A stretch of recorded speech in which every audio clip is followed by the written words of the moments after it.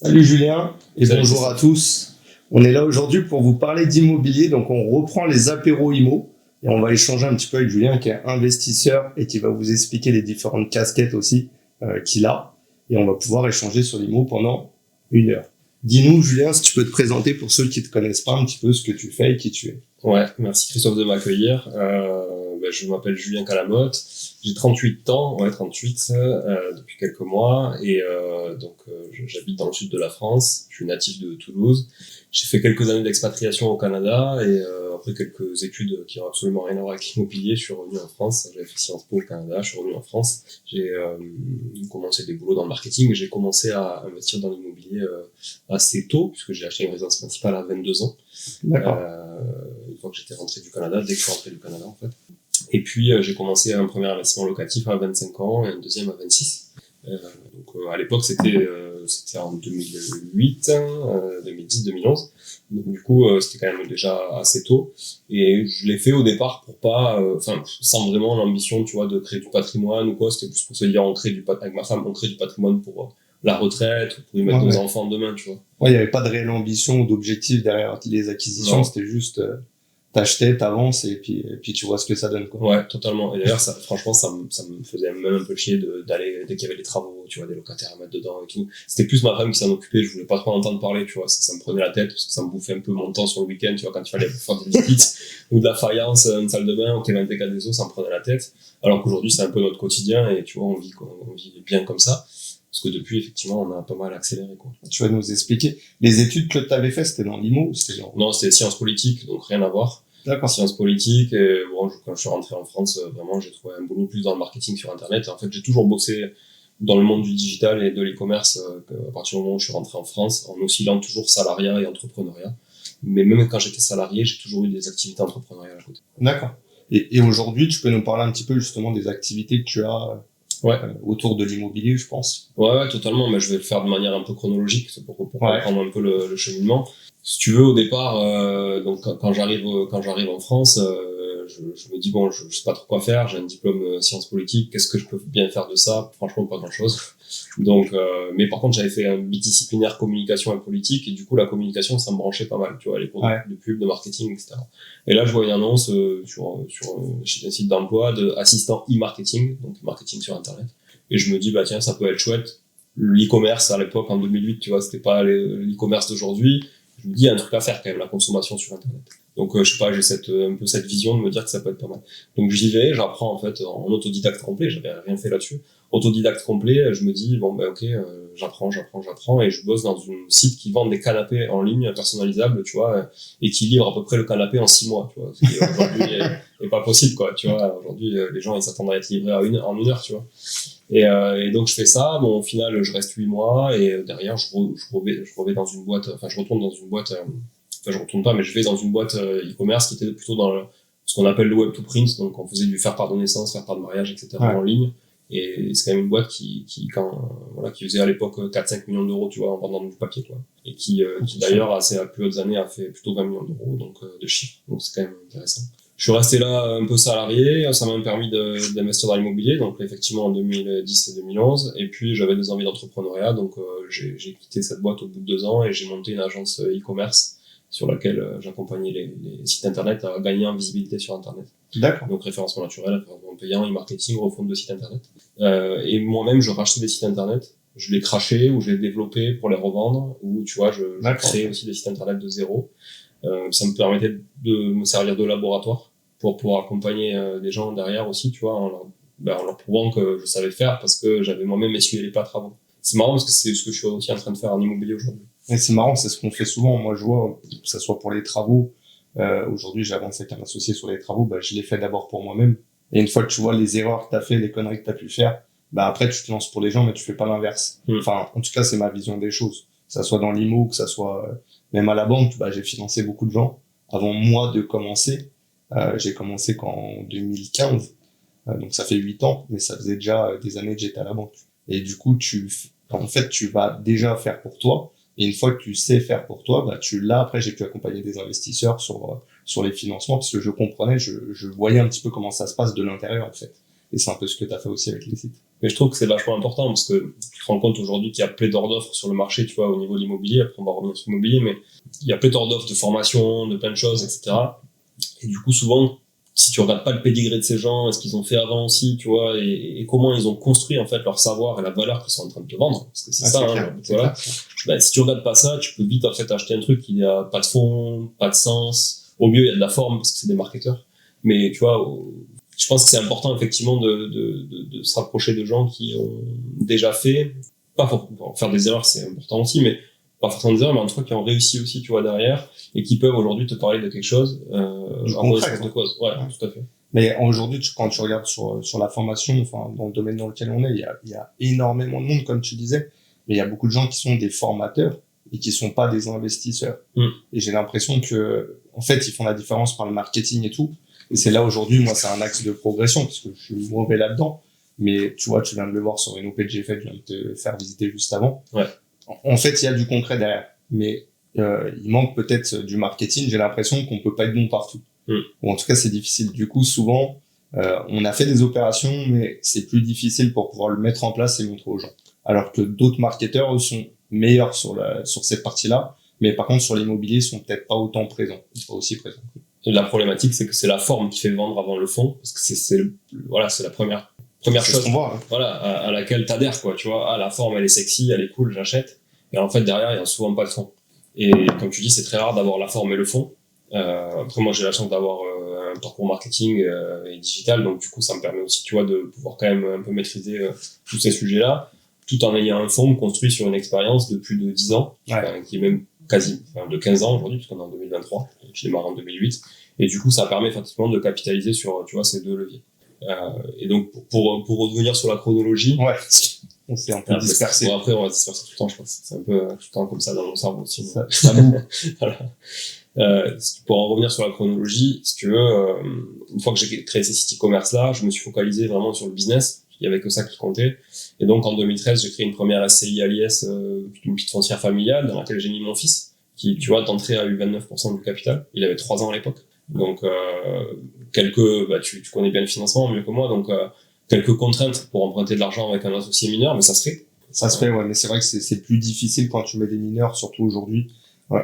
C'est ce que je dis tout le temps, mais il faut rester simple dans tes montages. Alors ouais, il peut y avoir des attraits fiscaux ou même pour la transmission, mais c'est vrai que les banques aujourd'hui, tu perds vite ton interlocuteur bancaire, malheureusement. T'as pas que des professionnels de l'immobilier en face de toi, même très peu. Donc c'est un peu délicat, il faut faire attention de rester assez simple. Après, peut-être arbitrer après un peu plus tard, mais c'est difficile de faire ce que t'as fait. Ouais, c'est difficile. J'ai eu la chance de bosser avec une banque qui était à l'aise avec ça, qui savait l'écrire dans les contrats de prêt aussi. Et ça permettait de déresponsabiliser totalement. C'est une clause qui déresponsabilise aussi totalement les mineurs, les associés mineurs. Et c'est ça qu'ils souhaitent en fait, c'est que toi, parce que toi, t'endettes foncièrement un enfant qui a rien demandé. Bien sûr. Donc si toi tu plantes tout, lui il faut pas qu'il soit responsable des dettes que t'as pas pris, enfin que t'as choisi à sa place, quoi, en fait. Ouais, c'est clair, carrément. Donc on a créé ça, foncière familiale, en 2013, donc ça fait 10 ans qu'elle existe, et bon, évidemment depuis on l'a fait un petit peu grossir, mais au départ c'était pour l'acquisition de locaux commerciaux pour y mettre nos activités. D'accord. Donc on avait des bureaux mixtes d'activités, c'est-à-dire qu'on avait des bureaux et des entrepôts, parce qu'en e-commerce on avait besoin d'avoir les entrepôts pour stocker et les bureaux pour travailler, puisque par défaut tu vends sur internet. Bien sûr. Donc voilà. Et en fait on s'est rendu compte que c'était vite trop petit, donc on a dû louer aussi en plus des locaux juste à côté. Donc en fait on s'est un peu dispersé, on a fait quelques erreurs parce qu'aussi je trouve que c'est important de s'arrêter 5 minutes là-dessus, parce que souvent l'entrepreneur qui veut acheter des locaux pour sa propre activité, il a un choix à faire. Soit il sacrifie un peu sa SCI qui va louer pas très cher, tu vois, à sa boîte d'exploitation, mais sa boîte d'exploitation n'a pas forcément les moyens au départ de payer le loyer. Ouais, bien sûr. Soit c'est le contraire. Soit c'est le contraire. Et du coup, tu peux vite appauvrir ta boîte en te disant, oui, mais ma boîte a les moyens de se payer ce loyer-là ou ce crédit-là. Et au final, tu peux acheter trop cher en te disant, mais c'est pas grave, je la couvre. T'as pas le même mindset, tu vois. Ouais, c'est totalement, l'approche en fait, t'as une approche un peu plus professionnelle et du coup, entrepreneuriale aussi, en plus de l'immobilier et du côté investisseur. T'as cette approche-là où tu te dis, est-ce que, c'est pas très grave, même si j'achète un peu plus cher, effectivement, ma boîte va pouvoir payer. Mais après, c'est pas mal aussi, ça te permet de te constituer un patrimoine, je trouve, qui est maîtrisé.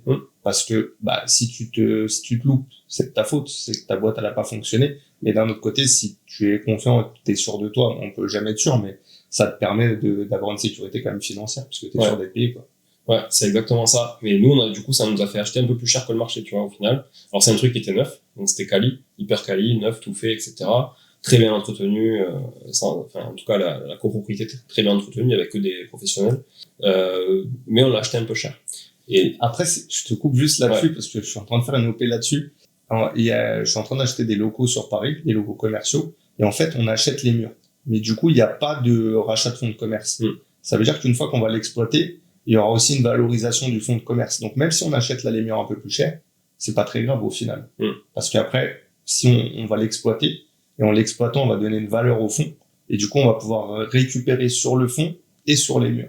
Ouais. Donc, je sais pas, là, je pense sur l'entrepôt, c'est compliqué parce qu'en fait, ton entrepôt, il y a pas de passage, il y a pas de flux, il y a pas de clientèle qui est reliée à la localité du truc. En fait, que tu sois là ou dans la Creuse, ailleurs, c'est pareil, en fait. Et il y a cette problématique par rapport, effectivement, aux locaux commerciaux, qui ont pignon sur rue ou qui ont un placement dédié. Et là, nous, on a entrepris pas mal de choses. Et en fait, au bout d'un moment, on a dû déménager, c'était trop petit. Donc, on a dû le mettre en location. On a mis en location, si tu veux, ces locaux-là, un locataire qui rapidement nous a pas payé du tout. Et nous, quand on a mis toutes nos économies dans les business pour développer, etc., on était vraiment plantés et pris à la gorge. Et donc, ce locataire m'a dit droit dans les yeux, moi, en fait, mon sujet, c'est de me payer à moi, toi, j'en ai rien à foutre.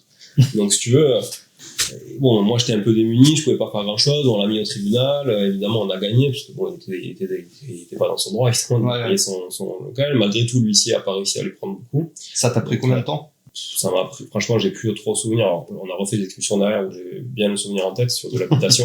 Mais là, sur les locaux, on l'a expulsé et tout, on a fait récupération des clés, mais, d'ailleurs, ça s'est fait avec l'huissier, on n'a pas besoin d'aller jusqu'à la police. Je pense que ça a dû prendre 1 an et demi, à peu près. 1 an et demi pour des locaux pro? Ouais, 1 an et demi. Parce qu'en fait, il y a quand même beaucoup de procédures, et il y a quand même toujours des temps d'appel, des temps de recours, etc. à respecter. Et je pense 1 an et demi, franchement. Ouais, c'est intéressant parce que souvent les gens pensent que sur des locaux pro ça va beaucoup plus vite. En fait, je pense que ça dépend.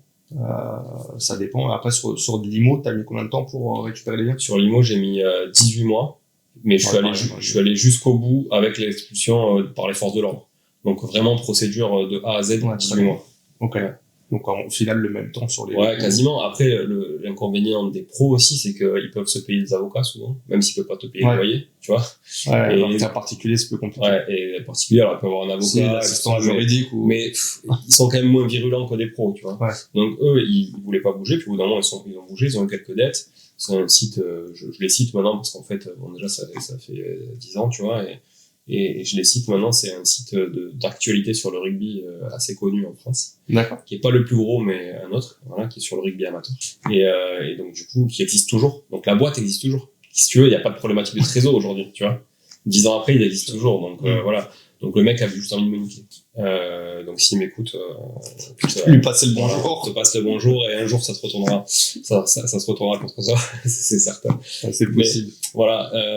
En tout cas, donc, nous, on a eu d'autres activités. Une activité e-commerce qui nous a coûté très, très cher. Et en fait, tout ce qu'on avait accumulé avant, on a tout perdu dans cette activité parce qu'on a été obligé de la liquider. D'accord. Et dû à quoi? C'est dû à des erreurs que j'ai faites, notamment de gestion de stock, de pas trop savoir dire non à des clients. C'était une activité e-commerce dans le monde du vélo qu'on avait racheté, qu'on avait très bien développé et sur laquelle on avait ouvert un magasin physique aussi pour faire on va dire un business web to store avec une problématique retail, parce que dans le monde du vélo, tu as quand même besoin de faire réparer ton vélo, d'essayer, etc. Mais aussi avec un site e-commerce qui permettait de se mettre en concurrence avec les plus gros sur l'e-commerce. En fait, les marges étaient très faibles, on avait beaucoup de stock par rapport au chiffre d'affaires qu'on faisait.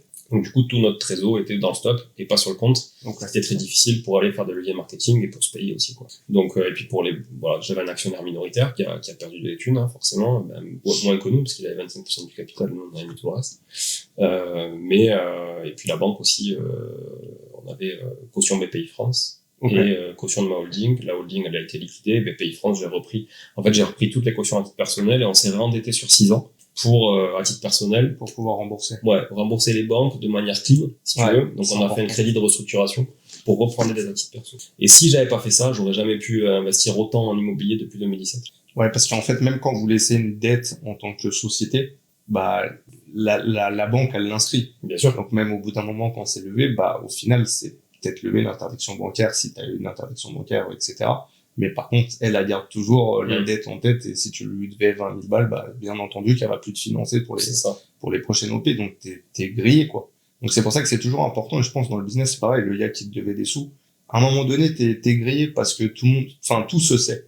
Donc, aujourd'hui, c'est pareil, il y a beaucoup de gens qui sont sur les réseaux sociaux, qui changent de société ou qui créent plusieurs sociétés. En fait, moi, je pars pas de ce principe, t'as une image, t'as un nom. Si une fois que t'es grillé, t'es grillé. Et après, tu peux te cacher derrière d'autres personnes ou n'importe. Mais c'est compliqué. À chaque fois que tu vas aller quelque part, les gens, ils vont te voir comme le mec qui les a niqués, quoi. Le gars, là, tu peux pas sortir sereinement. Tu sais que t'as niqué des gens, que tu dois de l'argent. Enfin, moi, je sais pas, je serais pas bien, quoi. Tu vas à un événement, tu croises la personne, tu sais plus où te mettre. Je suis d'accord. Et surtout avec l'exposition médiatique aujourd'hui qu'on peut avoir via les réseaux sociaux notamment, mais aussi ailleurs, tu vois, dans les réseaux en local.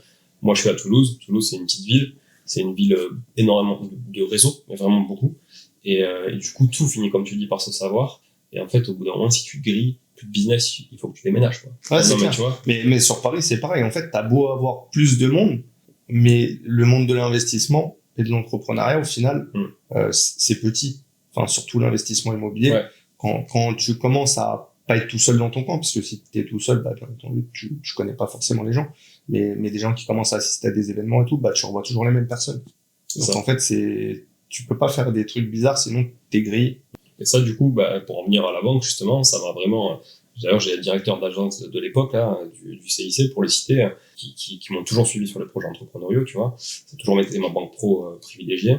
Je l'ai croisé à une soirée, ça faisait des années que je l'avais pas vu, il m'a dit, mais monsieur Calamotte, en fait, si tous les entrepreneurs avaient réagi comme vous, mais en fait, ce serait génial. Enfin, on a vu très peu d'entrepreneurs aussi honnêtes que vous à assumer des dettes comme ça, à se rendetter sur 6 ans, 650 € par mois. Ouais. Pendant 6 ans, tu vois. À l'époque où on venait de planter une boîte, ça veut dire qu'on n'avait plus rien, on était à poil. Tu vois, ouais, t'es à poil et tu te réendettes pendant 6 ans, 650 € par mois. Ouais, mais ok, par contre, j'ai assumé. Et donc, en fait, à ce moment-là, quand on a plombé la boîte, si tu veux, c'était en 2016. Bon, il m'a fallu, je suis redevenu salarié un peu pour me refaire la cerise et tout, normal. Ouais. Et à cette époque-là, début 2017, mi-2017 peut-être, je regarde en arrière, je me dis, putain, t'as acheté l'immobilier en 2008, ok, t'es toujours dans ta résidence principale. T'en as acheté un en 2010, 2011, et depuis, t'as rien fait. T'avais combien de biens à ce moment-là? Ben, on avait juste la résidence principale, les 2 premiers studios qu'on avait achetés, les locaux commerciaux, on les avait revendus à la casse 30 000 € moins cher qu'on les avait achetés. D'accord.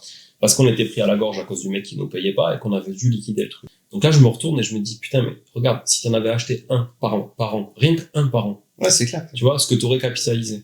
À l'époque, d'ailleurs, parce qu'on est sur une chaîne de financement, à l'époque, on avait emprunté, nous, notre résidence principale à 5%.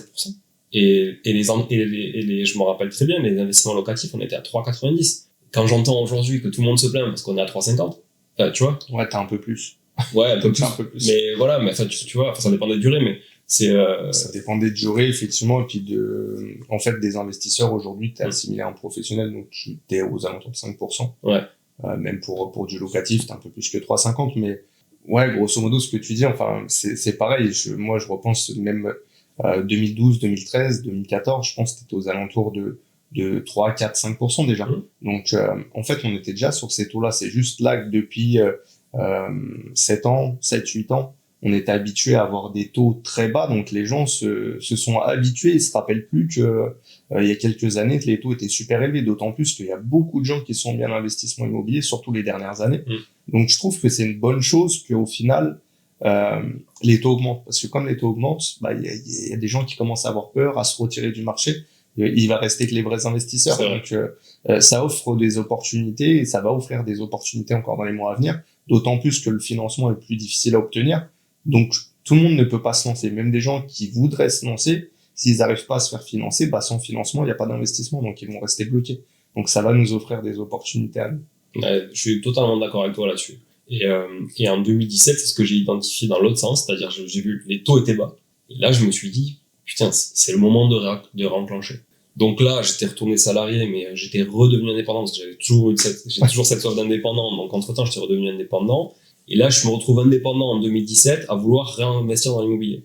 Et là, tu connais la galère. Compliqué. Voilà, ouais. Tu connais la galère. Donc j'étais consultant en stratégie digitale et e-commerce, comme ça a toujours été mon dada. ok, pas de souci. Franchement, je gagnais plutôt bien ma vie, j'avais la flexibilité que j'avais envie d'avoir, mais impossible d'emprunter. Et là, c'est vraiment, tu vois, il y a pas de hasard. Je trouve que, enfin, des fois, il y a des planètes qui s'alignent. Là, on me contacte sur LinkedIn, on me dit, voilà, on cherche quelqu'un pour piloter tout le service e-commerce d'un retailer dont le siège est basé à Toulouse. Et là, je me dis, putain, je vais faire quoi? Je retourne salarié, je repère un peu ma flexibilité, etc. Oui, c'est pas grave, le projet était challengeant. Le mec, j'avais un bon feeling avec lui, la boîte avait l'air sympa. Et je me suis dit, ok, on y va, ça va me permettre de réinvestir aussi dans l'immobilier, tu vois. Ouais. Parce que malheureusement, en France, on est obligé d'avoir un CDI souvent pour faciliter les choses. Alors, pas toujours. En fait, moi, je pense vraiment, après, je sais pas, je trouve que même quand tu es entrepreneur, tu as des possibilités, même quand tu te lances. Bien entendu que c'est plus compliqué, je veux pas dire que c'est aussi facile que quand tu es en CDI. Mais par contre, tu vois, moi, je me suis lancé il y a 2 ans à mon compte. Donc, j'ai quitté la banque il y a pratiquement 2 ans. Et dès la première année, j'ai continué d'investir. Et en fait, le fait d'avoir été banquier et le fait d'avoir des connaissances et de présenter les dossiers comme un professionnel, bah, ça m'a toujours servi, ça m'a toujours permis de continuer d'investir. Et t'as des gens qui se lancent, qui sont entrepreneurs, qui ont des personnes en face d'eux qui leur font confiance à la banque et qui peuvent continuer d'investir même en étant entrepreneur. Donc, je dis pas que c'est facile, c'est pas simple. Mais quand tu veux quelque chose, je pense que tu trouves toujours non, mais ça, la possibilité. C'est certain. Mais moi, tu vois, j'étais redevenu indépendant depuis peut-être 8-9 mois. Donc, j'avais pas de recul, j'avais pas de bilan parce que j'avais dû recréer une boîte pour ça, parce que j'avais clôturé toutes mes boîtes quand on avait liquidé. Parce que j'ai dû monter, je sais pas, plus d'une dizaine de boîtes dans ma vie, tu vois. Je faisais le topo la dernière fois, là, sur un séminaire entrepreneuriat. Je crois que j'ai dû monter 15 marques différentes, tu vois, dans une dizaine de boîtes. Beaucoup dans l'IMO, là, maintenant, dernièrement. Mais j'avais plus rien, donc je recrée une holding à l'époque, tu vois, en 2017, qui est ma holding actuelle. Je recrée tout ça. Et là, donc j'accepte ce CDI. Et là, je me remets un peu dans le marché. Je vois que le marché a pris peut-être 20-30% depuis les premiers que j'ai achetés. Et là, j'ai ce syndrome de me dire, putain, j'ai du mal à acheter, tu vois. J'ai du mal à acheter aujourd'hui un truc 100 000 que j'ai payé 80 peut-être, ou que j'ai payé 70, tu vois, il y a 5-6 ans à l'amont. Et finalement, je passe le pas et je le fais. Ça, c'est difficile, hein, se dire, tu vois. En fait, je pense que là, une des réussites d'un investisseur immobilier sur le long terme, c'est de pouvoir acheter à n'importe quel moment sans trop regarder le prix, tu vois. Ouais, je suis entièrement d'accord. En fait, ce qui m'a bloqué pendant des années aussi, j'avais l'habitude d'acheter au début et de faire des belles opérations, comme celle-ci. Et au final, quand on me proposait des trucs, je me disais, c'est pas possible, j'achète, tu vois, tant de fois plus cher pour le même loyer. Ça, je peux pas me lancer, je m'arrête. Et du coup, ça m'a freiné pendant longtemps. Et après, j'ai réfléchi. Et pourtant, je travaillais à la banque. Et c'est un peu être con parce que je me suis dit, mais tout cet argent, il m'appartenait pas. Donc, si j'aurais levé tous ces fonds-là depuis des années, comme tu disais, même un par an. Au début, voilà, j'ai mis du temps. Première opération de 2015, deuxième opération de 2018. Et c'est qu'après que j'ai enchaîné. Mais j'ai perdu trop de temps. Et si tu comprends cette démarche-là, et comme tu dis, un investisseur qui réussit, c'est un investisseur qui achète tout le temps. Bien sûr. Mais ça, tu vois, en bourse, c'est plus facile à comprendre, je trouve. Ça s'appelle le DCA, Dollar Cost Average. Du coup, effectivement, t'achètes régulièrement et tu lisses ton PRU, ton prix de revient unitaire de l'action, en fait. Ouais. Sauf qu'en immobilier, les sommes sont tellement importantes que les gens ont du mal à faire ça, tu vois. Mais du coup, moi, ça y est, j'ai eu le déblocage, tu vois. Tac. Ça s'est débloqué dans ma tête et je l'ai fait. Et là, sur les 12 premiers mois, j'ai acheté 11 biens. J'ai vraiment enchaîné le truc, tu vois. Et en fait, moi, je suis un mec hyper entier. C'est-à-dire, dès que je rentre dans un truc, je le fais à fond ou je le fais pas. Et là, je suis rentré, j'ai fait 11 biens en 12 mois dans une résidence principale, parce que du coup, ça aussi, c'est anecdotique, mais c'est la seule fois où j'ai acheté un bien grâce à un magazine Logikimo dans les parkings souterrains, tu vois. Et à chaque fois, quand tu fais des OP, c'est un lot ou tu as plusieurs lots dans le même bien? Là, c'était un lot en l'occurrence. Mais tous les 11, pardon. Ouais, les 11, là, c'était voilà. Après, ça m'est arrivé déjà, mais pas sur cette période-là, mais après, ça m'est arrivé d'acheter plusieurs lots dans un même immeuble. Et alors, il y a un immeuble où on a acheté 5 lots sur ville. Donc, en fait, on est en 2 fois. Tu vois, 3 lots, puis 2 lots. Donc, ça nous a permis d'être majoritaire sur l'immeuble. Après, on a de la monopropriété aussi sur des petits immeubles, sur des villes moyennes, tu vois, 60-67 000 habitants. Ouais, c'est la belle ville, déjà. Ouais, voilà. Mais tu vois, c'est une demi-heure de Toulouse, tu vois, c'est quand même, c'est dynamique.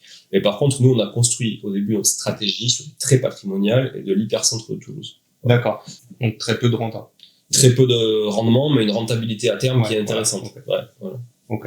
Et aujourd'hui, c'est quoi ton patrimoine et c'est quoi tes systèmes d'exploitation? Est-ce que tu les varies ou pas? Alors, oui, on a 6 locations courte durée, 5 en centre-ville de Toulouse, une dans le sud du Portugal. D'accord. Puisqu'on a aussi investi dans le sud du Portugal en 2019. Voilà. On a après, donc en tout, on a une 30aine de biens. Et le reste, c'est en location longue durée classique. On a une coloc aussi. Je suis pas fan de la coloc sur le modèle à la base, pour plusieurs raisons, mais parce que si tu veux faire ça dans des beaux endroits, dans des beaux quartiers, c'est difficile en fait, parce que t'achètes très cher les grands appartements, et en fait t'achètes aussi cher au mètre carré un grand qu'un petit quasiment dans les beaux quartiers. Sauf que bon, le rendement c'est pas le même, et donc t'es obligé souvent dans les quartiers un peu plus périphériques que je kiffe moins, genre les bars d'immeubles années 70, c'est moins mon kiff. Voilà, donc après on a ça, on a eu des locaux commerciaux, donc on a touché un petit peu à tout. Qu'est-ce qu'on n'a pas fait? T'achètes principalement dans des copros ou tu achètes aussi des maisons? Ouais, copro. Non, j'ai pas de maison, à part sur les projets de marchand de biens, mais du coup, bon, tu reprends dans les 5 ans. Mais copro principalement, monopropriété pour des petits immeubles, ou gros immeubles, mais sur des projets de marchand, c'est pareil, donc ça rentre, ça sort. Voilà, mais j'ai pas de problématique avec les copropriétés. Ouais, non. Moi, ça me fait chier. Ah ouais? J'ai qu'un truc en copro, je déteste.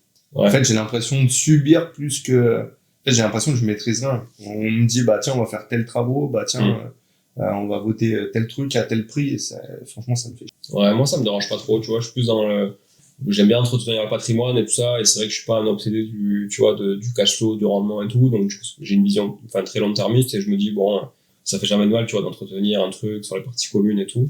Et par contre, le truc aussi que je me dis, c'est que, tu vois, je préfère avoir, comme l'exemple que j'ai donné, 57% d'une copro et décider d'un peu de tout. Ah oui. Mais ne payer que 57% des charges, des trucs, tu vois. Et quand il y a une toiture, c'est-à-dire que là, sur cette copro, on a refait les 2 façades, la toiture, les cages d'escalier, on a tout fait. Ouais, tu divises du coup... tu décides de tout et t'en payes que 57%, tu vois. Après, si tu décides de tout, y a pas de problème. Bah ouais. C'est clair. Donc en plus, on est propriétaire avec différentes entités, donc 2 personnes physiques différentes, ma femme, moi, en nom propre chacun, plus une personne morale. Bon voilà, et souvent en plus, malgré tout, on arrive à faire voter à l'unanimité. Donc il y a même pas de débat, il y a pas d'abus de majorité, il y a pas de, tu vois. Ouais. Donc c'est hyper confortable. Parce que de toute façon, les gens savent que de toute façon, c'est ça. C'est que le gars qui a, en fait, c'est un petit immeuble, il doit y avoir 24 lots, je crois, et un propriétaire qu'on a 20. Ah ouais. Donc en fait, tu vas à l'assemblée, j'ai été une fois à l'assemblée générale, je suis plus jamais. Ouais, non, ça sert à rien. Mais le gars est cool. Enfin, tu sais, voter des travaux pour faire du déficit. Ouais. Et puis il me dit on paye tout en une fois. Je lui dis non, t'es gentil, moi, je préfère l'étaler quoi. Ouais. Enfin, même si tu peux payer, le but c'est de garder ta trésor. Ouais. Je dis, non, lisse. Ouais, d'accord, pas de souci. Il y a pas mal d'investisseurs ces derniers temps qui ont acheté en fait dans des villes avec peu d'habitants, donc des villes où ça coûte pas cher. Mais je me dis, hormis la période d'exploitation, et en plus ce qui est difficile pour moi parce que ça veut dire que t'as moins de monde, donc c'est plus difficile. Tu dois avoir des turnovers. Enfin, au moment des turnovers, tu dois avoir des vacances locatives qui sont plus importantes. Ouais. Et du coup, après, qu'est-ce qui se passe une fois à la revente, une fois que t'as exploité ton bien, parce que t'as fait des travaux? Est-ce que tu récupères tes fonds? Parce que si t'as gagné pendant la période d'exploitation, mais qu'au final, à la vente, tu repères les ronds que t'as gagné pendant la période d'exploitation, enfin, quel est l'intérêt, quoi? Je suis parfaitement d'accord avec toi, et c'est pour ça que nous, quand on accompagne les clients, tu vois, sur de l'investissement clairement, etc., on leur calcule toujours le rendement sur leurs fonds propres à 10 ans, et donc le taux de rendement interne aussi, ce qu'on appelle le TRI, plutôt que juste un taux de rendement annuel classique. Et ça donne une vraie valeur de rentabilité de l'investissement, et que tu peux comparer avec 2 projets IMO, mais tu peux aussi comparer comme si tu mettais tes fonds propres sur de la bourse, de la crypto ou autre. Qu'est-ce que tu peux en sortir à 10 ans? Quand t'achètes, je sais pas, tu mets 10 000 euros dans la bourse, tu te dis pas qu'est-ce que je vais faire cette année ou ce mois-ci comme cash flow. Non, tu te dis ok, si je les garde 10 ans, comment je peux sortir, tu vois, et tu fais des hypothèses, 5 ans, 10 ans, 15 ans. Bah, t'en as qui sont des fadas et qui font moins d'hypothèses, hein. J'avais un client à la banque, je me rappelle, le gars venait tous les jours, il passait des ordres de bourse, tu voyais direct quand il avait gagné des sous, quand il avait perdu. Ouais. Elle était dégoûtée, tu voyais sa tête, il arrivait, ou alors quand il était heureux, tu savais qu'il avait gagné des sous. Le gars, c'était incroyable, enfin, c'était même plus de la bourse, c'était un peu joué. Ouais. Mais après, t'as des gens qui maîtrisent quand même leur sujet et qui arrivent à faire des ronds comme ça. Ouais. Est-ce que tu nous as parlé un peu de ton patrimoine, donc tu nous as dit que t'avais une 30aine de biens. La plus belle opération que t'as fait? Est-ce que tu peux nous donner la plus belle opération que t'as fait? La plus belle opération que j'ai faite, c'est, en fait, les plus belles opérations, je les fais en marchand de biens. Je les fais pas en patrimonial, parce que vraiment patrimonial, en fait, quand il y a vraiment une notion de grosse plus-value à la sortie, je prends la marge de suite, donc on fait plutôt une opération de marchand. Donc ça serait plutôt une opération de marchand. C'est un petit immeuble dans une ville moyenne que j'ai acheté 400 € du mètre carré, dans une ville où rénover ça se vend 3000. Voilà. Ok. Entre 3000 et 3005 si tu fais des petites surfaces, de 3005. Ouais. Et du coup, tu l'as rénové, tu l'as revendu déjà? Non. Du coup, j'ai revendu sans le rénover. D'accord. Voilà. Et tu peux nous donner des chiffres? Ouais, 70 000 euros, j'ai acheté, j'ai revendu 160, okay. Voilà, juste en faisant un flip en vidant l'immeuble. Ok, voilà. Donc c'est une belle OP. Ouais, très belle opération. Ouais. Ok. Et aujourd'hui, on s'est coupé, on s'est dispersé. T'as plusieurs activités. C'est quoi tes activités aujourd'hui? Ouais, mes activités aujourd'hui, donc elles sont tout autour de l'immobilier. La première, c'est une agence qui s'appelle Artae, A-R-T-A-E, pas Artea, mais Artae, ouais. Et qui a 2 volets. Donc c'est une agence vraiment dédiée aux investisseurs. Donc on fait transactions, location, gestion, mais avec un modèle qui correspond davantage aux investisseurs, notamment en matière de gestion, c'est-à-dire que on va pas facturer des frais de gestion, tu vois, genre 5 à 10% de manière mensuelle, et puis en face, t'as une alternante qui répond au téléphone de 8h à 17h, enfin de 9h à 17h du lundi au vendredi. Ça, c'est une vraie problématique dans l'immobilier. Je vois quand tu veux déléguer surtout la gestion, c'est incroyable. Moi, la première fois, je l'ai fait parce que pareil, sur un des biens que j'ai, je l'ai acheté avec un associé qui est agent IMO. Et en fait, quand il me dit, oui, c'est 6% en moyenne les frais de gestion. Je lui dis, ok, mais pour 6%, tu fais quoi? Tu t'occupes de tout? Ah non, juste encaisser tes loyers, puis te les redonner. Ça me sert à quoi, alors? Laisse tomber, je vais le faire. Mais c'est incroyable. Et au final, dès que t'as une problématique, tu te rends compte que t'as personne en face. C'est ça. Et moi, ça m'hallucine. Je me dis, putain, aujourd'hui, c'est pareil. De la prestat de qualité là-dessus, mais tu te fais des couilles en or parce que t'as beaucoup de gens qui sont intéressés, t'as beaucoup d'investisseurs qui aimeraient déléguer. Et au final, t'as pas de service derrière. C'est vrai. Donc nous, on propose une offre qui est différente, c'est-à-dire que l'investisseur achète chez nous un créditant, et ce créditant est défalqué que quand il y a un besoin d'intervention. Donc tu vois, il a une réserve chez nous, et la réserve, elle bouge pas. Elle est, tant que le contrat court et qu'il rompt pas le contrat, le client, il a cette réserve chez nous et ce budget chez nous. S'il nous appelle et qu'il nous sollicite, ou que son locataire nous appelle et nous sollicite, bah du coup là on défalque. D'accord, voilà. Okay. Mais tu vois, en fait c'est quoi le besoin? Il y a un dégât des eaux, faut ouvrir un diagnostiqueur parce que le locataire est parti 15 jours en vacances, ou j'en sais rien, ou il y a une urgence, tu vois, une serrure à changer, un truc comme ça que le locataire sait pas faire. Bon, mais on peut intervenir sur accord toujours du propriétaire. Voilà. D'accord, ok. Et ça c'est vraiment intéressant, ça représente un vrai besoin de la part des investisseurs. Et donc cette offre, on la propose que sur Toulouse et la région toulousaine, donc à peu près 1 heure autour de Toulouse, même si avec Artae, on est présent par ailleurs aussi, puisque on fait de l'investissement clairement, et c'est notre cœur de métier aussi. Ah, ce que j'allais dire, et du coup, tu vends une renta, enfin, tu vends un rendement, tu vends quoi? On vend rien du coup en amont, on s'adapte vraiment aux besoins du client, et on fait que du sur-mesure. C'est-à-dire, on a des clients qui viennent nous voir, qui nous disent j'ai 300 000 euros de cash à investir, je fais pas de crédit, et j'ai envie d'investir dans du patrimonial, mon but c'est de créer du patrimoine à 20 ans. Il y en a qui viennent nous dire moi j'ai 5 000 euros d'apport, mon but c'est de générer un peu de cash flow à court terme, sous 2 ans, 3 ans, 5 ans. Et en fait, c'est des horizons d'investissement différents, des objectifs différents, et on s'adapte. Et en fonction, on va proposer des hypothèses d'investissement qui correspondent toujours aux besoins de chaque investisseur. Donc, on accompagne des gens qui ont un besoin de 12, 13, 14% de rendement brut pour arriver à leurs objectifs de cash flow mensuel, comme à des gens qui ont 5 points de rendement brut pour arriver à 3,5 net, quoi. Voilà. Ok, donc tu pars vraiment de l'objectif du client, et après, en fonction de ça, tu définis une stratégie. Ouais. Et après, c'est toi qui cherches les biens? On a une équipe qui gère les biens en région toulousaine, qui cherche les biens en région toulousaine, en région lyonnaise, et aussi un peu dans le sud-ouest sur Pau, Tarbes et Lourdes. D'accord. Voilà. Et le but, c'est un petit peu on va dire, être présent sur d'autres régions de France, notamment Lille, qui, je pense qu'on va ouvrir dans pas très longtemps. Et on fait aussi dans le sud du Portugal, aussi aujourd'hui, puisqu'on maîtrise du coup le sujet maintenant de la location courte durée au sud du Portugal. On a les équipes on a le réseau aussi des agents immobiliers pour trouver des biens. On connaît bien les emplacements, et par contre, on le fait dans des localités qu'on connaît et qu'on maîtrise. C'est-à-dire qu'on va pas aller la personne chez nous qui accompagne à Lyon, c'est quelqu'un qui habite là-bas, c'est quelqu'un qui est investisseur, c'est quelqu'un qui a déjà fait des opérations de marchand de biens, qui est sur le marché toute la journée. C'est pas des agents immobiliers standards que tu vas trouver, voilà, dans des réseaux standards qui vont t'accompagner. Voilà. C'est ça. Et du coup, on est là-dessus, sur l'investissement clairement, on va te chercher le bien, s'occuper des travaux, enfin, toute l'assistance à maîtrise d'ouvrage, l'ameublement, la déco, et éventuellement le mettre en location si t'es expatrié, par exemple, on a des clients un peu partout dans le monde. Voilà. Ouais. Ok, d'accord. Et après, les autres activités, du coup, que tu as? Marchand de biens. On a plusieurs structures de marchand de biens avec différents associés, parce que c'est souvent les opportunités qui font que tu t'associes avec ces personnes. Voilà. Et donc là, on fait principalement des opérations d'achat d'immeubles en monopropriété, qu'on met en copropriété, qu'on divise et qu'on revend à la découpe. Et notre modèle, c'est souvent de rénover les parties communes, vendre les plateaux à l'état brut pour que l'investisseur lui puisse bénéficier du déficit plus déduire en fait ses travaux derrière et que fiscalement soit plus intéressant pour lui plutôt que de gonfler l'amortissement au départ. Ok, d'accord. Ça c'est les deux activités. La troisième, c'est un podcast qui s'appelle Money Tree et qui dispose de toutes les plateformes de podcast sur lequel tu es passé d'ailleurs il y a quelques mois et sur lequel je reçois chaque mercredi un invité pour parler d'investissement et principalement on va dire 70% des sujets c'est quand même IMO parce que c'est ce qui m'anime, mais on parle aussi de bourse, de crypto, d'investissement dans l'art, etc. et de SCPI et autres.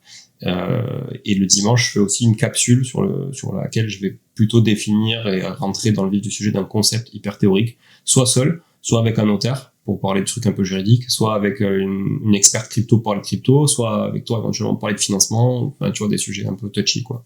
Et ça, c'est toujours sur ton podcast? Ouais, toujours sur le podcast Money Tree, qui est disponible sur toutes les plateformes de podcast.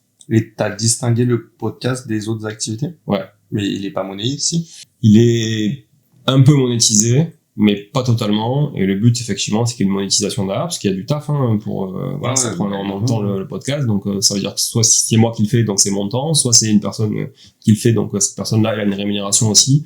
Et il faut du coup arriver à rentrer aussi de l'argent via le podcast. Donc oui, le but c'est effectivement de sponsoriser le podcast. Voilà. D'accord. Et indirectement, ça apporte aussi du business au groupe Artae, parce que ça permet aussi de communiquer sur nos activités. Parce que j'ai vu que tu as interviewé dernièrement des gens qui étaient un peu plus connus, un peu plus médiatisés. Ouais. Et c'est vrai que ça te permet, une fois par semaine, d'avoir une personne différente sur des sujets différents, donc d'échanger. Tu fais aussi pas mal d'événements. Ouais, je fais aussi pas mal d'événements. D'ailleurs, sur le podcast, j'avais reçu Sébastien Chabal, tu vois, qui est quand même le plus connu que j'ai reçu sur le podcast. Qui ne connaît pas Sébastien Chabal, tu vois. Ouais, c'est clair. Et même si tu t'intéresses pas au rugby ou autre. Et je fais des événements, ouais, effectivement. Tous les trimestres, on organise un séminaire à Toulouse, spécifique investisseur immobilier, limité à 45 personnes pour toujours favoriser la qualité. Je suis vraiment quelqu'un qui favorise la qualité et pas vraiment la quantité. Je veux pas me trop me disperser non plus. Et dans lequel tu vas intervenir d'ailleurs sur la 4e édition pour la partie financement. Donc dans un cadre hyper sympa, plutôt intimiste et franchement, on a de très bons retours sur ce séminaire-là. Voilà. D'accord, ok. Et pour revenir à Sébastien Chaval, il est investisseur? Sébastien Chaval, j'ai interviewé parce qu'effectivement, hormis, il est connu pour le rugby, avoir mis des plaquages aux All Blacks pendant la Coupe du Monde en 2016, mais surtout, c'est un très bel entrepreneur et investisseur. Et quand je l'ai reçu sur le podcast, c'était pour vraiment parler de comment il avait géré effectivement toute cette image aussi, parce que c'était le rugbyman le mieux payé de France à l'époque, notamment par ses contrats, non pas de joueurs, mais ses contrats d'ambassadeurs, etc., et de pub, et d'égérie, pardon. Et du coup, je l'avais reçu pour son côté, moi, plutôt entrepreneur et investisseur. Donc, c'est quelqu'un qui a investi beaucoup dans l'immobilier. C'est quelqu'un qui a investi beaucoup dans les startups, qui incube aussi des startups dans des locaux qui sont à lui à Lyon. Et donc, qui a un petit retail park aussi autour de Valence. Enfin, tu vois, qui nous a expliqué tout ça dans l'épisode. Franchement, je vous invite à l'écouter. C'est l'épisode numéro 7 sur le podcast. Vraiment très intéressant. Ouais, ce qui est marrant, c'est qu'en fait, tu vois les footballeurs, mais c'est un truc à part. Ouais. En fait, eux, ils vivent que du foot parce que les sommes sont colossales. Ouais. Mais tu vois tous les autres sportifs, ils sont obligés de développer des business et tu le vois que c'est des entrepreneurs. Surtout dans le rugby, même si t'es professionnel, les sommes te permettent pas de pouvoir vivre toute ta vie grâce aux sommes que tu as touchées dans le rugby. En France, je pense pas. C'est vrai. Du coup, tu vois qu'il y a beaucoup d'entrepreneurs et que les gars, il y a un cerveau derrière. Tu crois que c'est juste des brutes qui sont là pour mettre des plaquages, mais au final, non. Et derrière, ça cogite et ça tourne. Et ça, j'aime bien le côté entrepreneurial qui est derrière, qui se cache derrière les sportifs de haut niveau, parce qu'en fait, t'as un mental quand t'es sportif. Et tu le vois, les entrepreneurs qui réussissent, tu l'as dit tout à l'heure, t'as fait des conneries, t'as coulé une boîte, mais derrière, tu t'es relevé. Et il y a une résilience et il y a je trouve qu'il y a des notions dans le sport que tu as aussi dans l'entrepreneuriat et que tu retrouves, et la combativité, ne jamais lâcher, se lever tous les matins. Enfin voilà, c'est pas tout le monde, tu le vois, il y a des gens qui vont te dire tu te lèves ce matin mais c'est n'importe quoi, ou le dimanche viens faire un barbecue. Ah non, j'ai pas le temps, je travaille. Mais qu'est-ce que tu fais? Pourquoi tu vas travailler? Ça sert à rien. Viens profiter. Mais non, en fait, tu t'es déterminé, tu sais ce que tu veux, tu fonces vers tes objectifs et tu t'arrêtes pas. Tant que t'as pas réussi, tu t'arrêtes pas. Et ça, je trouve que c'est des valeurs un peu similaires que tu retrouves dans le sport et dans l'entrepreneuriat. Et moi, c'est pour ça que j'ai toujours kiffé le sport et je trouve que t'as besoin de ça. Enfin, sinon, tu peux pas y arriver. Il y a trop de problèmes. il y a trop d'emmerdes, il y a trop de trucs à gérer. Quand t'es entrepreneur, tu dois trouver des salariés, tu dois trouver des clients, tu dois te faire payer par tes clients. Quand tu t'es fait payer par tes clients, tu dois payer les impôts. Enfin, il y a trop de trucs à gérer, quoi. Tu dois savoir faire le job de tout le monde, parce que s'il y a une défaillance dans ton équipe, il faut que tu prennes le relais. C'est vraiment très compliqué. Et en fait, je pense qu'il fait la différence entre ceux qui vont réussir et ceux qui vont pas réussir. Comme tu dis, c'est la résilience et la capacité à durer sur le long terme. Et ça, c'est hyper compliqué à comprendre. Et tu vois, même moi, je l'ai vécu avec ma femme très souvent. Ça fait 16 ans qu'on est ensemble, tu vois. Donc, elle m'a vu. Elle m'a vu. Non, du coup, forcément, il y a toujours des hauts et des bas, voilà. Mais si tu veux, elle m'a vu toujours comme ça dans l'entrepreneuriat. Et ce que je lui dis, c'est regarde en arrière, en fait, et regarde où on est tombé, mais regarde à chaque fois qu'on s'est relevé, si tu te relèves toujours plus haut que le précédent point culminant, tu vois. Et si tu arrives sur tous ces points à tracer une courbe qui est assez exponentielle, ou du moins régulière déjà, voilà, en fait, c'est que t'as réussi quelque chose et que t'as surtout appris des erreurs quand t'es tombé, tu vois. Et ça, je trouve que c'est la clé d'un entrepreneur, quoi, qui sait se relever.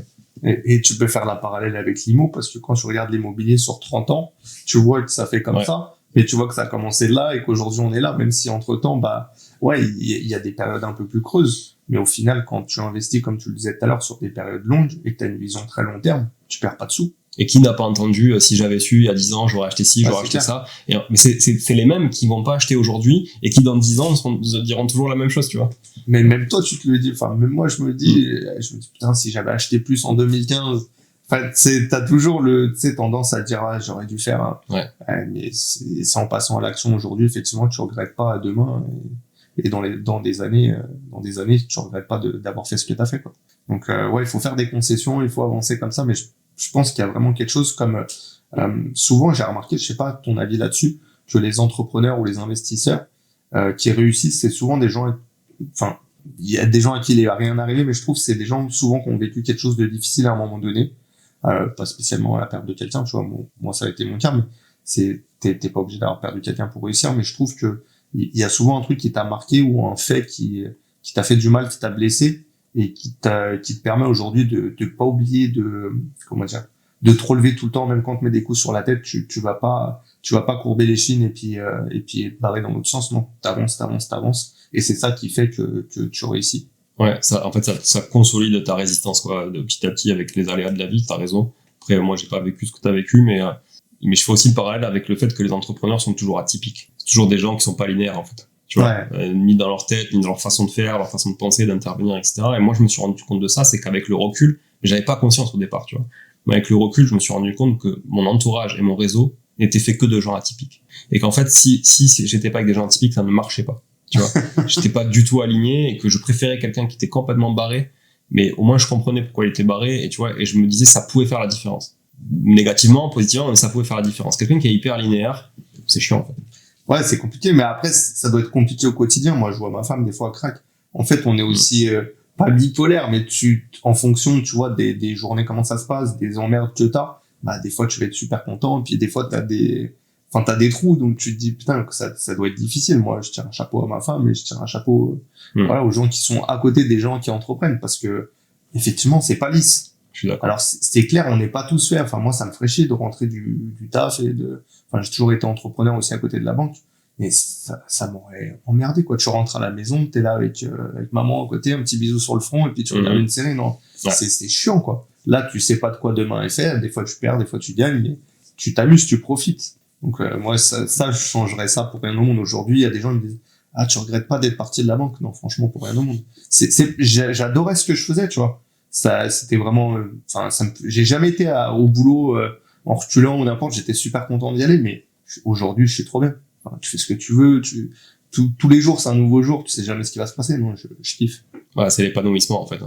C'est sur la pyramide de Maslow, c'est ce qui compte, hein. Le besoin primaire, c'est le même pour tout le monde, et l'épanouissement, du coup, c'est vraiment c'est le haut de la pyramide, quoi. Donc, ouais, c'est clair. Pour revenir à nos questions, est-ce que tu penses qu'aujourd'hui, c'est plus compliqué d'investir qu'avant, ou tu penses que c'est pareil? Moi, je pense pas que ce soit plus compliqué. Je pense que là, on est dans une période en ce moment un peu charnière. Et forcément, comme toutes les périodes de transition, les gens se regardent, il y a un peu d'attentisme, tu sais pas trop où tu vas. Mais en fait, dans chaque crise, il y a des opportunités. Et je pense que les opportunités, elles sont pas forcément visibles aujourd'hui, tu vois, en frontal. Mais par contre, on commence, nous, à voir comment on fait de la transac, on accompagne quand même pas mal d'investisseurs. On voit qu'en facial, les prix n'ont pas bougé. Par contre, on voit que les prix actés réellement ont bougé, ça veut dire que les négos sont beaucoup plus simples à faire parce qu'on sort quand même de 3-4 rondes d'euphorie là où en fait tout se vendait au prix en 2 heures et les agents immobiliers n'avaient absolument pas besoin d'acquéreurs. Ouais. Et donc du coup ça veut dire que ça aussi parenthèse, n'importe quel agent immobilier pouvait croire à tort qu'il était bon parce que le marché l'aidait. Non mais en fait tu vois, c'est aussi pour ça que nous on a créé une agence qui est dédiée aux investisseurs et qui est faite par des investisseurs qui comprennent les problématiques des investisseurs. Et en fait là le marché était quand même très pouvoir vendeur. Là il se retourne un peu à être pouvoir acquéreur. Et donc un investisseur avant d'être un vendeur, c'est un acquéreur. Et je pense que les opportunités, elles vont vraiment se faire sentir à la fin de l'année. Ce que tu dis, ouais, je suis entièrement d'accord. Je vois, là, j'ai un agent IMO qui me suivait. En fait, tu sais, des fois, je vais démarcher les agents IMO, et je leur présente mon profil et je leur dis, voilà, si t'as des biens, et on fait des visites de biens ensemble. On affine et tout. Et j'ai un petit jeune, avec qui je travaillais souvent. Et il m'a dit, bah là, j'ai changé de métier, maintenant je vends des fenêtres. Et je lui dis, ouais, c'est une période plus complexe, en fait. Donc, c'est clair que les gens qui sont, j'ai pas envie de dire sérieux, parce qu'il y a des gens sérieux, ça peut arriver à tout le monde. Mais, si t'as pas duré, t'as pas connu des crises et tout, c'est compliqué aujourd'hui c'est compliqué pour les agents IMO, c'est compliqué pour les courtiers, c'est compliqué pour les notaires. Enfin, c'est compliqué pour beaucoup de gens. Il y avait un tel volume de transactions, tout le monde s'est lancé, c'est pareil, les courtiers, tout le monde pensait que c'était une star. Mais t'es pas une star, tout le monde, ça finance à tour de bras.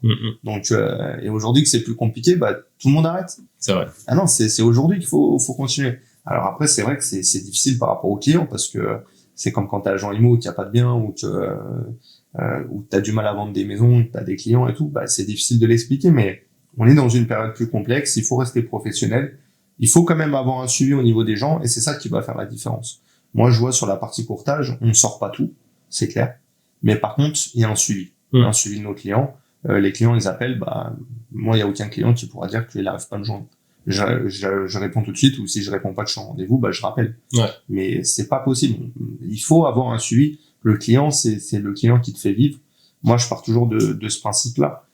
Quand on entend des gens qui disent non, mais le client n'est pas roi, bah, en fait, il n'y a pas cette notion-là. Mais, t'es obligé d'avoir un suivi, d'avoir une qualité de prestat pour faire la différence et te démarquer sur du long terme. Sinon, c'est voué à l'échec, quoi. Mais ça, c'est la base du marketing. Tout est centré autour du client. Je veux dire, la priorité, c'est l'expérience que va vivre le client, c'est la qualité de service dont va bénéficier le client, etc. Sur l'IMO, c'est quoi le plus gros problème auquel tu as été confronté? Franchement, bon, il y a l'expulsion. Alors, en fait, le problème, c'est que plus tu dures dans l'immobilier, plus tu vois de choses et plus un truc qui peut paraître horrible pour quelqu'un va nous paraître standard. Ouais, tu vois, habituel, standard. Bon, c'est clair que l'expulsion jusqu'aux forces de l'ordre et en plus récupérer ton appart avec infesté de blattes, tu vois, une fois que tu as récupéré ton appart, l'huissier te rend les clés 2 mois après que le mec soit barré parce qu'il a 2 mois pour récupérer ses affaires. Hein. Donc après que les flics l'aient sorti, il a encore 2 mois pour récupérer ses affaires. Donc toi, tu récupères ça veut dire que pendant 2 mois, le frigo, t'as compris, il y a plus d'élec. Les blattes, elles étaient déjà là parce que franchement, il y avait des asticots séchés dans le truc. Donc à mon avis, ça faisait longtemps qu'ils étaient là, les asticots, pour qu'ils aient séché. Voilà, dégueulasse. Donc ça, mais en fait, au final, c'est le quotidien parce qu'il y a aussi des locataires qui peuvent te rendre un appart après un état des lieux comme ça. Hein, franchement, oui. Voilà. Après, après j'ai fait quelques erreurs aussi, tu vois. Genre, j'ai acheté un appart avec un locataire en me disant, je vais l'expulser, le rénover, le revendre. Enfin, l'expulser, non, tu vas récupérer le logement. Ouais, je vais négocier, etc. C'est pas pour l'expulser, mais je voulais le faire légalement, hein, voilà. Et en fait, le mec est jamais parti. Et au bout d'un moment, si tu veux, au bout d'un an et demi, j'en ai plein la tête. Et du coup, je me suis dit, ok, je vais le vendre. Je prends ma perte et merci. Ouais, je clôture le truc. Donc, j'ai vendu à perte le truc, mais c'est pas grave, tu vois. Et en fait, c'est ça aussi la force de faire du volume, c'est que tu peux te passer de trucs comme ça. Tu te loupes et sur le long terme, en fait, c'est pas un problème. Mais ce que je dis souvent, c'est quand t'as un bien et que t'as un bien en défaut, soit ça te dégoûte de l'immobilier, soit ça te met vraiment dans une merde, quoi. Tu vois, pour les gens qui achètent un bien, un peu bancal, qui sont un peu dans la merde, qui ont pas de trésor de côté et tout, ça peut vite être dangereux. Et c'est marrant parce que c'est souvent ça que tu vois quand t'échanges avec des gens. Les gens qui ont des a priori qui sont mauvais sur l'immobilier, c'est souvent des gens qui ont fait 1 ou 2 OP. Ça s'est mal passé, là ils sont refroidis, enfin ils veulent plus en entendre parler, ils veulent plus rien faire et l'immobilier, voilà, ils déconseillent à tout le monde. Et t'as l'impression, c'est un peu comme quand t'as t'as peur de quelque chose, t'as fait une mauvaise expérience, tu fais du parachute, ça se passe mal. Si t'en refais pas tout de suite, bah, tu voudras plus en faire. Ouais. Et l'IMO, c'est un peu pareil, ça peut arriver, des fois, bah, t'as des trucs qui se passent moins bien. Mais effectivement, tu dois mettre une dynamique. Donc, quand tu multiplies les opérations, tu vois qu'au final, bah, c'est pas sur tous les trucs où t'as des problèmes. Et au bout d'un moment, comme tu dis, tu peux avoir des pertes, mais c'est pas grave, ça fait partie du lot quand t'as du volume, encore une fois. Quand on a moins, c'est un peu plus chiant. Et c'est pour ça qu'il faut bien, je pense, commencer. Il y a beaucoup de gens qui se sont lancés un peu à l'arrache ces derniers temps parce qu'ils voyaient des vidéos sur YouTube et tout. Mais le problème, c'est quand tu fais une première mauvaise opération, c'est difficile après d'enchaîner. Ouais. Mais tu vois, on a eu, par exemple, sur ces anecdotes, on a eu des fêtes qui ont été organisées dans nos Airbnb, des trucs complètement dégradés, mais vraiment pourris, des appartements rendus après 2 nuits, réservation de 2 nuits ou 1 nuit, tu vois. Ça nous a pas empêché de continuer à faire du Airbnb. Je veux dire, ça fait partie des risques du métier. Je veux dire, c'est comme quand t'as un magasin, je sais pas moi, même une papeterie, peu importe quel magasin, bah, tu sais que tu vas te faire voler des trucs. Ça fait partie des trucs. Mais tu vois, tu vas pas fermer ton magasin parce que tu t'es fait voler ta truc. Tu dois accepter ce risque. Voilà. Bah, on a acheté des immeubles où il y avait des boîtes de nuit au rez-de-chaussée ou en sous-sol. On connaît le risque. On a acheté des boîtes au-dessus de kebab ou de tacos, parce que tacos c'est le renouveau du kebab. Donc maintenant, tu vois, donc voilà. Et si c'est mal évacué, que si les fumées sont mal évacuées, etc., c'est galère. On a dû être agile, revendre quand il fallait au bon moment, pas faire les visites à midi, mais plutôt les faire à 9h le matin, quand tu vois, ça s'est un peu estompé de la veille et que c'est pas encore démarré pour le service du midi. Bon, voilà, t'es agile. Bah, des fois, ça nous arrivait d'acheter un truc pour qu'on voulait garder, je sais pas, moi, 10 ans, parce qu'on arbitre à peu près à 8-10 ans. Et finalement de le revendre au bout de 6 mois ou 1 an parce que tant pis quoi, enfin tu vois, on avait fait une erreur, bon ben voilà. Ouais, ça peut arriver des fois. Et en plus quand tu fais du volume, je trouve, alors ça c'est pas bien, t'as tendance à être un peu moins regardant des fois, mais c'est vrai que c'est pas bien. Mais ça arrive, enfin tu peux peut-être le confirmer, ça a dû t'arriver des fois, mais je le vois au bout d'un moment quand t'arrives à un certain, enfin quand t'as un parc immobilier qui devient de plus en plus gros, t'achètes des fois, t'as plus la notion, ce n'est que de l'argent au final, mais ça reste quand même de l'argent et du coup tu peux essuyer des pertes sur des opérations. Mais en fait ça devient, c'est pour ça que je dis, j'ai pas forcément une vision peut-être trop populaire du truc, mais tu vois ce que je disais sur la route là, je suis venu en voiture, j'étais sur la route, j'ai signé un acte et j'ai fait une offre au prix sur un bien que j'ai visité en visio en 5 minutes. Effectivement, tu vois, alors ça, pourquoi je peux faire ça? Parce que je connais par cœur mes localités. Et donc, ça me permet, si tu veux, de savoir, avec l'adresse, le prix et la surface, de pouvoir me dire, OK, j'achète, j'ai pas besoin de me déplacer. Et de faire l'offre en conséquence. Mais si, par contre, je voulais investir en dehors d'une localité, tu vois, j'aurais pas pu faire ça parce que je connais pas l'environnement. C'est-à-dire qu'une fois que t'es sorti de l'appartement, la copro, l'immeuble, le quartier, etc., tout ça, si t'es pas sur place et que tu connais pas parfaitement ta localité, tu maîtrises pas. Ouais, c'est clair. Alors, tu nous as dit que t'étais investisseur et entrepreneur. Est-ce que t'as une préférence entre les deux? Et selon toi, c'est quoi la différence? C'est intéressant, tu vois, c'est un truc que je traite dans mon bouquin, ça, justement, tu vois, et où je dis que j'appréhende l'immobilier avec une vision entrepreneuriale. Parce que pour moi, l'immobilier, c'est pas une finalité en soi. C'est-à-dire que j'ai pas envie d'avoir de l'immobilier pour avoir de l'immobilier ou d'avoir de l'immobilier pour être rentier et me faire chier toute la journée. Tu vois, j'ai vraiment ce besoin de quand je me lève avoir un projet, même quand je me couche et quand je dors, tu vois, réfléchir à des trucs. Et donc du coup, je me suis dit, je vais professionnaliser l'immobilier. C'est pour ça d'ailleurs qu'on avait créé une SCI, tu vois, dès le départ, quasiment, très très tôt au final, qu'on a mis notre fils et tout, avec cette vision entrepreneuriale.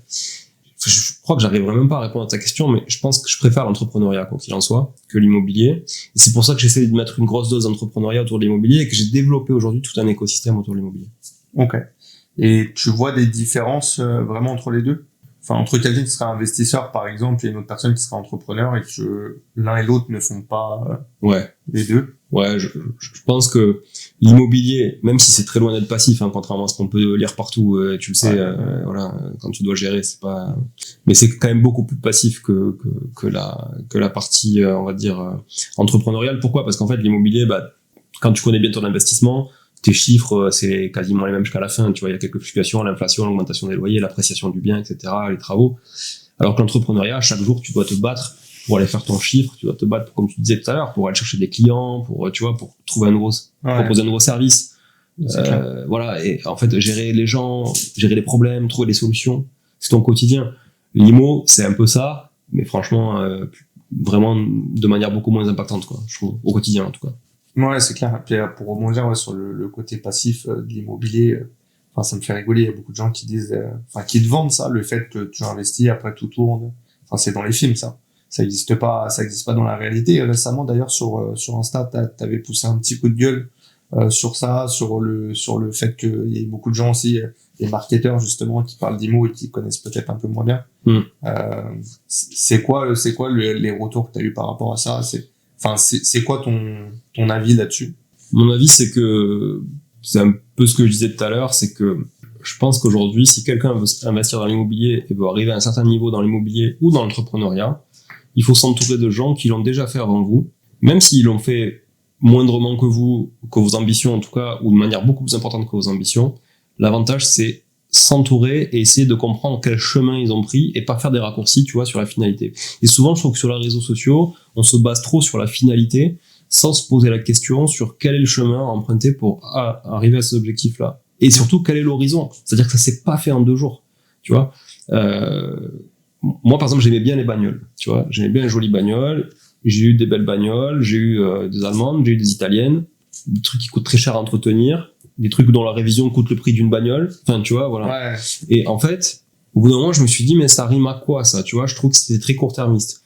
Donc, du coup, par exemple, j'ai vendu ça, j'ai fait des sacrifices pour me dire ces sacrifices-là vont me servir à construire un truc qui est beaucoup plus long-termiste. Et donc, j'ai accepté la patience qu'il fallait en face de ça, tu vois. Et souvent, les gens sont trop impatients. Je pense que c'est un biais de l'être humain. On est tous pareils. On veut tout de suite, en faisant des raccourcis. Et en fait, on se dit, bah, parce que lui, là, ça, ou elle a ça, moi, je veux faire pareil. Ok, mais c'est pas je veux faire pareil. Il suffit pas de se dire ça. C'est comment je fais pour faire pareil. En fait, ça, je trouve que c'est la base du management, tu vois. Quand t'es dans une entreprise, tu veux apprendre à ton équipe à atteindre des objectifs. Bah, tu leur dis pas, il faut faire ci, il faut faire ça, il faut arriver à cette, non. Ouais. Tu les guides pour savoir comment arriver là, tu vois. Et c'est toutes ces étapes qui vont faire que tu arrives au but donné, à une échéance donnée. Et dans toutes les notions de chefferie de projet, par exemple, ou de la gestion de projet, bah, il y a toujours, en fait, un rétro-planning. Ouais, il n'y a pas juste un objectif. Ouais, en fait, faut pas faire trop de raccourcis. Et ce qui est marrant, c'est que beaucoup de gens avancent et sont motivés par l'argent. Mais en fait, tu te rends compte, tu sais, je fais aussi des sessions de formation en présentiel, des journées, et sur l'investissement immo, pour des groupes de compta ou des choses comme ça. Et c'est marrant parce que leurs clients, des fois, quand j'arrive, je demande à tout le monde, c'est quoi tes objectifs? Et il y en a qui me disent, bah, c'est de vivre de l'immobilier. Je dis, ok, et du coup, t'en es où? Bah, c'est bon, je quitte mon travail, là. Je dis, ah ouais, t'as fait combien d'opérations? Parce que quand on a fait un certain nombre, et je fais des opérations, souvent, il y a du cash flow, et j'ai envie, enfin, pour en vivre, mais tu vois, t'as toujours envie de réinvestir ce que tu gagnes pour grossir et pour te mettre du challenge, tu vois. Donc je lui dis, mais t'as combien de biens? Enfin, t'as fait quoi comme OP? Ouais, j'ai 3 biens là, c'est bon, je dégage 2000 € de cash flow, mais ça fait combien de temps? Bah, j'ai investi depuis 2 ans, tu vois, en 1 an. Et je lui dis, ok, mais tu vas avoir des travaux, tu vas avoir des locataires qui vont peut-être pas te payer. Enfin, t'imagines. Tu vas avoir une fiscalité au bout d'un moment aussi. La fiscale. Ça s'appelle le cash squeeze, hein. Voilà. C'est un concept intéressant aussi que très peu connaissent. C'est clair. Et tout ça, faut le prendre en compte. Et si tu le prends pas en compte, il se passe quoi? Donc là, tu quittes ton travail et dans 1 an, comment tu vas vivre, quoi? Ouais. Et ça, c'est hallucinant. Il y a trop de gens qui regardent la télé. Et du coup, dire que l'immobilier, c'est passif. Non, c'est pas passif. Puis en plus, les sommes souvent que tu gagnes, tu les réinvestis ou même tu les réinvestis pas. T'as des emmerdes. T'as soit des locataires qui partent, comme tu disais tout à l'heure, où tu peux avoir des procédures. T'imagines, tu quittes ton emploi, t'as 2000 € de cash flow, enfin, de soi-disant cash flow, parce que après, il reste les impôts, etc. Comme tu sais, la fiscalité va évoluer au fur et à mesure. Et tu fais quoi si t'as 1 an et demi de procédure? T'as plus 2000, t'as déjà 1005, et puis si t'en as un deuxième, ou si t'as une vacance locative qui dure un peu plus longtemps que ce que t'as prévu, bah tu vis avec quoi? Et la procédure, non seulement t'as un manque à gagner parce qu'on ne paye pas, mais en plus tu payes des frais d'avocat, des frais d'huissier, etc. Donc en fait, et tout ça, tu le récupères jamais, c'est du fonds perdu, à 100%. Ouais, c'est clair, donc c'est difficile, mais ouais, je suis assez d'accord. Après, l'immobilier, enfin, c'est exactement les mots que t'as utilisés, c'est une forme d'entrepreneuriat, et c'est de l'entrepreneuriat, pour moi, quand t'arrives à un certain stade, t'es plus investisseur, t'es entrepreneur. Parce que t'as une gestion, tu dois avoir une équipe, tu dois t'entourer, parce que même si t'es tout seul, même si tu investis seul, tu dois avoir des gens pour les travaux, tu dois avoir des notaires, des experts comptables, et en fait, ça devient des partenaires. Et c'est des gens avec qui tu bosses, au final. Certes, tu leur verses pas un salaire, mais tu payes des prestations, et t'as besoin de te constituer une équipe, et tu deviens entrepreneur. Et t'as une vision qui est différente, tu vas avoir une vision plus long terme, court terme pour certains trucs, mais du coup, ouais, t'as une vision qui est totalement différente, donc ouais, c'est intéressant. Aujourd'hui, comment tu fais, toi, pour trouver tes biens, pour gérer ton parc locatif? Alors, t'as tout qui tourne autour de l'IMO, donc t'as les équipes, mais est-ce que t'as une approche différente pour tes biens, ou tu fais gérer par tes équipes? Je suis beaucoup plus laxiste pour mes biens que pour ceux de nos clients, ça c'est sûr. D'accord. Tu vois, par exemple, un bien qui va se libérer chez nous, Je suis pas un obsédé de le relouer le jour où il est parti, tu vois, parce que justement je vis pas de ça. Tu vois, le mec qui vit de ça, effectivement, ben, s'il a un mois de vacances locatives, potentiellement il est pas payé. Enfin, par contre, t'as des gens qui sont super forts là-dessus. Bon, j'ai eu la chance d'accompagner pas mal d'investisseurs, d'en accompagner encore pas mal. T'as des gars qui tiennent des tableaux, tableaux Excel, et ils sont à 99, je sais pas combien d'occupation. D'occupation, tu sais, ils sont au taquet. Il y a quelqu'un qui part, le lendemain, t'as un mec dedans. Moi, c'est un peu comme toi. Alors, j'essaye là d'être plus rigoureux quand même, parce que pendant un moment, c'est abusé. Quand tu gères plusieurs trucs, tu vas mettre tes priorités sur, là où t'as les fonds, enfin, dont t'as besoin des fonds. Donc, tu fais pas attention, mais il y avait des trucs où je laissais des fois une semaine, 10 jours, alors que tu vois, sur des petits apparts ici, moi, je mets un studio en location, j'ai 80 demandes en 24 heures. Ouais. Donc, il devrait pas y avoir de vacances locatives. Donc, je me suis dit, faut que j'arrête un peu les conneries. C'est pas beaucoup, tu vois, tu laisses une semaine, 10 jours, mais c'est pas normal. C'est vrai. Donc, faut faire attention à ça. Mais donc, toi, comment tu gères? Ouais, nous, on gère en direct nos biens à nous. Ouais. Après, c'est vrai qu'on a une équipe qui gère aussi des biens pour nos clients. Donc, si tu veux, on a les ressources nécessaires, en fait, donc en interne pour le faire. Donc, c'est plutôt confortable pour nous. Mais moi, j'aime bien quand même aller dans les appartements. J'aime bien y aller, j'aime bien suivre mon patrimoine, j'aime bien l'entretenir. J'aime pas le laisser dépérir, tu vois. Donc, il faut mettre un pied dans l'appartement assez régulièrement quand même pour te rendre compte s'il y a des choses à faire. Enfin voilà, je pense qu'il faut le suivre son patrimoine, il faut pas le laisser comme ça. Et ça, c'est la problématique des gens qui investissent à distance et qui se font mal accompagner, ou qui se disent non mais moi j'ai pas besoin de faire gérer parce qu'en fait c'est mon locataire qui fait la visite, c'est mon locataire qui fait ci, qui fait ça, etc. Ouais. Non mais d'où un locataire est suffisamment qualifié pour faire un état des lieux et pour faire des visites et surtout pour te dire la vérité alors qu'il t'a jamais vu et qu'il te verra jamais. Enfin tu vois, et puis c'est pas son bien. Ben voilà, il s'en fout en fait. Et puis on se rend compte qu'on n'a pas tous la même notion du ménage, on n'a pas tous la même notion, tu vois, de ce qui est propre, pas propre. Et voilà, moi je le vois avec des locataires, j'ai des discours lunaires. Mais lunaire. Quand tu te dises non mais c'est propre là, non c'est pas propre. Quand tu passes le doigt sur la plainte et qu'en fait ton doigt il a doublé de volume, c'est pas propre. Enfin tu vois, c'est pas possible. Là c'est clair. Et sur la partie recherche de biens, c'est toi qui l'as fait encore ou tu j'en fais une partie parce que j'en fais une partie surtout sur les projets de marchand de biens. C'est plus complexe à appréhender, tu vois, que pour les équipes aussi et pour les gros clients qu'on a. Et donc sur des gros projets, je le fais. Après non. Après moi j'achète plus beaucoup aujourd'hui à titre personnel, tu vois, parce que comme tu dis c'est pas très passif l'immobilier, donc au bout d'un moment on est en train de consolider. Moi je préfère aujourd'hui me focaliser sur les projets de nos clients, vraiment structurer l'équipe et sur mes business que sur mon propre patrimoine qui est déjà suffisamment conséquent. En plus on a acheté une grosse résidence principale là sur laquelle on est en train de faire des travaux et tout ça.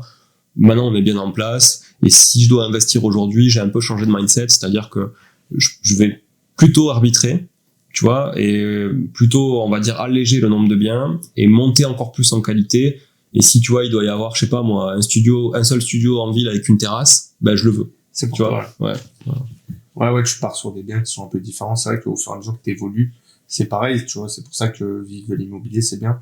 Mais je trouve que quand t'arrives à un stade, c'est pareil, tu vas faire des arbitrages, et tu vas faire des investissements qui vont être différents. Tu vas faire, je trouve, avec le temps, plus des investissements patrimoniaux. Ouais. Au début, quand j'ai commencé, j'ai recherché que du cash flow. Aujourd'hui, je suis sur une approche différente. Des beaux endroits dans Paris. Enfin, t'as envie d'être propriétaire de trucs qui sont bien valorisés, voilà, t'as envie de te faire plaisir, quoi. Et c'est ça qui est beau avec l'immobilier, je trouve, c'est que, oui, c'est de l'investissement. Oui, c'est des chiffres. Oui, c'est de la finance. Mais, in fine, c'est aussi beaucoup d'affect parce que c'est le seul truc qui est hyper palpable, tu vois, qui est immobile, comme son nom l'indique, tu vois, et donc tu peux le voir, tu peux constater, tu peux le rénover, tu peux le valoriser, etc. Bon, la crypto, les marchés financiers, tout ça, c'est un peu différent. Alors oui, tu peux dire j'ai investi dans telle boîte parce que j'adhère au concept, aux produits et autres, mais c'est un peu différent, tu vois. Bah, t'as pas ce côté matériel et c'est vrai que même si souvent je dis faut pas avoir d'affect parce qu'au final t'es souvent déçu, triste. Tu vois, nous on a commencé avec 5 000 euros et en fait on s'est dit qu'est-ce qui peut nous rendre plus riches en n'ayant que 5 000 euros. Et aujourd'hui, il y a que l'immobilier qui peut te faire ça, parce qu'il y a que dans l'immobilier que tu peux bénéficier d'un effet de levier. Tu es bien placé pour le savoir avec le financement. Et c'est cette force du financement et de la capitalisation sur un endettement grâce à ton locataire, qui lui fait l'effort à ta place, qui te permet de t'enrichir avec un capital de départ minimum. Si on avait mis 5 000 euros en bourse, bah en fait, il y a que ces 5 000 euros qui auraient travaillé, tu vois. Et pareil sur d'autres choses. Enfin, je t'apprends rien à toi, mais voilà, c'est pour plutôt les gens qui nous regardent.